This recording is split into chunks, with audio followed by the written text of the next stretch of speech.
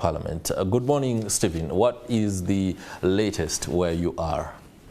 Yes, good morning to you, Chris, and those honorable MPs, of course, and experts there you have in the studios. But here at the Parliament of Uganda and the precincts of it, I can tell you that what is happening here, there is a deployment on all roads that are surrounding the Parliament of Uganda, and access to the parliamentary building is restricted for only the parliamentary staff, members of parliament, the ministers, as well as journalists who are only accredited to cover, and of course security officers who are inside the Parliament of Uganda. But all corners and roads are now being surrounded by police officers who are checking those who are trying to access Parliament. But of course, today we expect, at least going by the words of the opposition, a shutdown. But we know we're going to be putting these questions to Honorable Luttamaguzi Semakula Kasana Paulson from Nakaseke South, Nakaseke District. They don't have the numbers. Is this just another show of, first of all, good morning, Honorable. Good morning, viewers of NTV. Good morning, Ugandans. Yes, you said we don't have the numbers, but Parliament is the only platform we have. When you give us the mandate to come here and legislate, and if we abscond ourselves from our duty, it will be the same people to blame us. That why didn't you put up a show and then you go on record? We are here to go on record. Yes, we understand we don't have the numbers, but the discussion we will make today will go on record, and you get to know that these people had this in their minds other than running away from our duty. For some people, it goes beyond making a record. Some of them, those of, at least I've spoken to those who are critics of the bill, they're saying, why do you waste time? Why do you just go down and just do just a show? Well knowing, and some of them have asked you to step away. No, why should I step away? I have the platform. Let me use it. I know I have numerical disadvantage, but let me give in what I have. You'll be the same people tomorrow castigating me that why did you run away? So if I boycott, what will happen? Would they stop passing what they want to pass? So let me be there. I give in my input such that I go on record that such and such a person, such and such members of Parliament had this input in what we have. Because today, you the same people who are there, you are telling us to boycott. If we do boycott, again there is another voice which is telling us to stay. So we chose to do the best. The best is to be there in the House, to use our platform. We legislate because we legislate in the interest of the people. So if I run away, that will be an indication that I've already abandoned my duty. You elected me as a member of Parliament to come and legislate. I know that I have numerical disadvantage, but let me try to show even the bigger number that as much as they have their own interests, or there are individuals pushing them to pass what they feel is not even good amongst themselves, at the end of the day, the public will judge. Now, what will be on record tomorrow? As you enter that house at 10 a.m., what's your game plan? Because yesterday, the opposition caucus you had, I saw your leader saying that you have to come double-dressed with at least a jacket, and then you have other clothes on. What's your strategy as opposition inside? Of course, when you're a good player, you don't give away your strategy. You will see us there. What if they pre-plan before we start?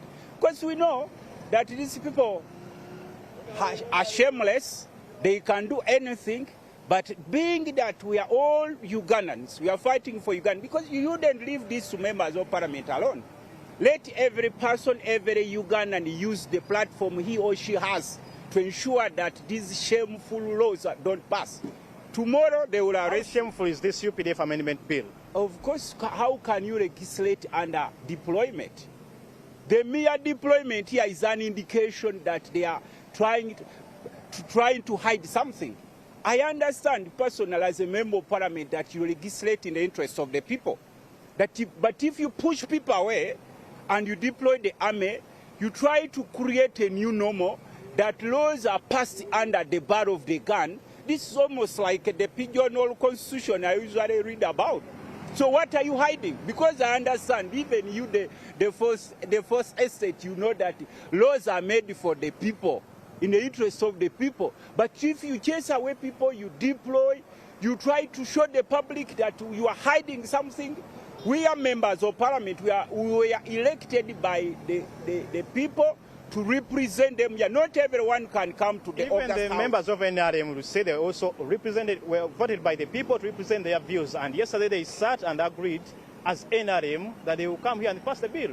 If they are elected by the people, then why are they panicking? Because we know they are working for specific individuals. They are not working for Ugandans. If they know that they are working for Ugandans, there wouldn't be any panic. Tomorrow they will frame them. Like the other day, I had a police officer. He has been hiding parliament here. He was kidnapped also, and the family had to come. About Charles Twine? Of course, Twine's family ran to the opposition, trying to show them that their father, their relative, was kidnapped by the same regime he's been fighting for. Let them be given, let NRM members of parliament, including some good opposition members who are going to be inside and support the bill, let them be given the rope and hang themselves. Tomorrow they may not be in parliament. Tomorrow their families will be affected. Just like I've showed you that there is a soldier here who has been guarding parliament, one of the big soldiers of parliament, but he was kidnapped. Do you know what? The family could not run to government, big people here. They had to run to the opposition, seeking for the whereabouts of their member. Going by the words that were expressed yesterday in your opposition caucus, are you now insinuating that you are going in for another September 2017 kind of politics, or even October last year that time was age limit, but now October last year was the passing of the COVID bill? Of course, the days are not normal. We are operating under abnormal circumstances. If you are operating under abnormal circumstances, you are supposed to act abnormally. If we act normally now, the public will judge us that these people maybe they were pretending. So we will work according to prevailing circumstances, but we shall not be intimidated, neither shall we be subdued by the state, because we know, according to what we know, this law is being pushed by two people. This bill, especially the UPDF Amendment Bill, is being pushed, one by General Yoweri Museveni, two all by his son.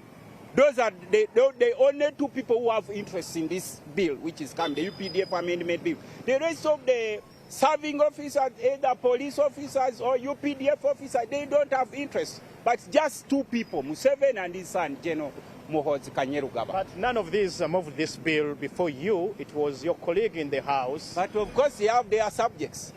They have their subjects in the House whom they push to present the bill.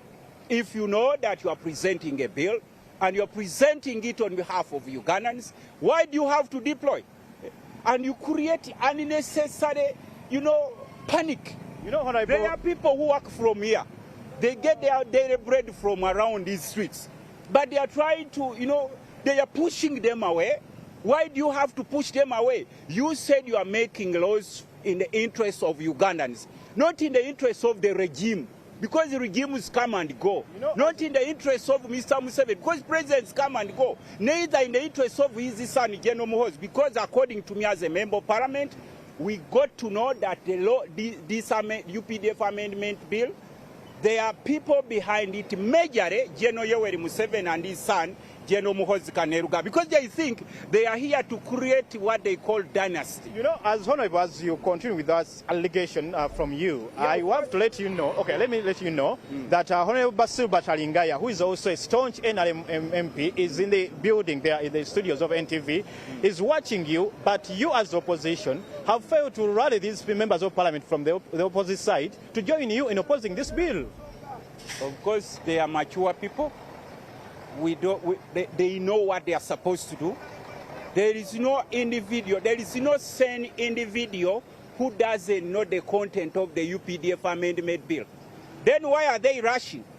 Among all the problems affecting Ugandans, who told them it is the UPDF Amendment Bill, which is more suppressive to the extent that they can go to the State House and of course be lectured to, when Mr. Museveni calls them to State House, even the name is my boy, my girl, and they cease to be honorable members of parliament. If you, who used to be called a honorable member of parliament, you behave in such a manner, then we can cease to be called the honorable members. We can be called maybe representatives, because a representative can be from anywhere. They elected you to represent the views of the people, but it seems that if people reach here in the August House, they sell their brains to some individuals just in the interest of what we cannot easily explain now. Why don't they stand in the interest of the people? The reason as to why I'm asking you that is you because... have to go to State House to legislate. You know, the reason as to why I'm asking you that, you have the number, you have at least, you as a position, you have some numbers. Yeah, but you have, and these are your colleagues, you have failed to rally them at least on even other contentious bills, even having numbers, to come and say, stand with one voice, that you know this is a matter that is non-partisan, is for Ugandans all. We always see opposition versus NRM. It becomes a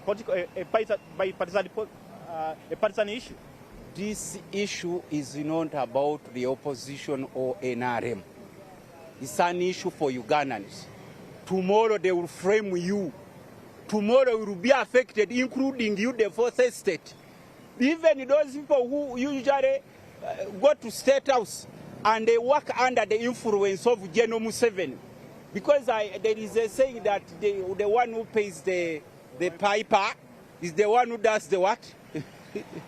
Who determines the tune. Now the pipers already pay, they have paid for the piper, they are waiting for the tune. You Ugandans, do you think that these laws are going to affect only the opposition? When they are arresting or kidnapping people, do they first ask you your political stand? Every Ugandan will be affected. That's why we call upon our colleagues, especially members of NRM, that when you come to Parliament, you represent Uganda. You are a representative of Uganda, not Museveni or Museveni's family. Now that you come to represent Uganda. The laws you make should not be just affecting one side, just because tomorrow Museveni may not be there. Tomorrow we may not be in Parliament. The same laws we are passing are going to affect us the other day. I'm telling you, Museveni is one of the most tricky politicians I've ever seen in the 21st century. He can give you a rope, and then the following day he passes when you have already hanged yourself. So NRM MPs have been given a rope. Now they are ready to hang themselves today. Today, NRM MPs have been given a rope. They are ready to hang themselves in the presence of the Right Honourable Speaker. When you talk about hanging them, and also talking about going lyrical, talking about the tune, we are less than 6 months into another election. Of course, that will be the just pause. But the campaigning begins as yesterday, because I know some members of Parliament are in the constituencies. What does this bill, including the political parties amendment, political parties and organizations bill and UPDF bill, amendment bill, what do they tell about the season you're going into? It's not going to be the usual business. We know where we are going. It's not going to be the usual business. You will see a lot.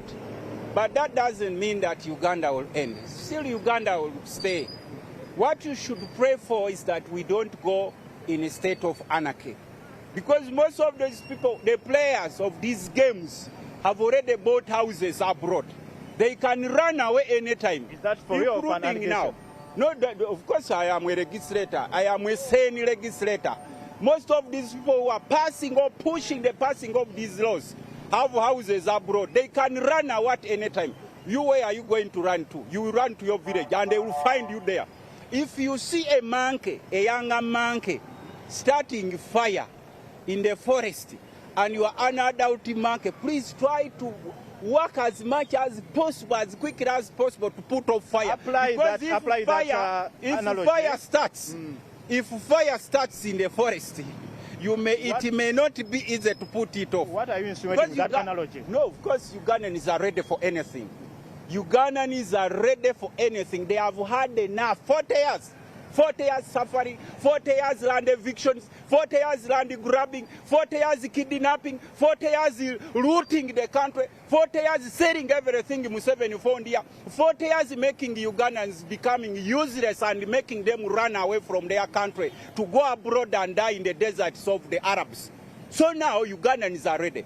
I am a member of Parliament, but we shall put aside all sorts of privileges we have and we defend our country. Remember when we are swearing in, what we say? We swear to defend, to protect the Constitution of the Republic of Uganda, not to protect Museveni and his group in power, but to protect and defend the Constitution of the Republic of Uganda. You have heard that. Not to protect NRM, not to protect Museveni's interests, not to protect Museveni's Kakunis, but to protect the interests of Ugandans irrespective of their political affiliations. Thank you so much, Honorable Luttamaguzi, and just want to understand from you, just in one word, when are you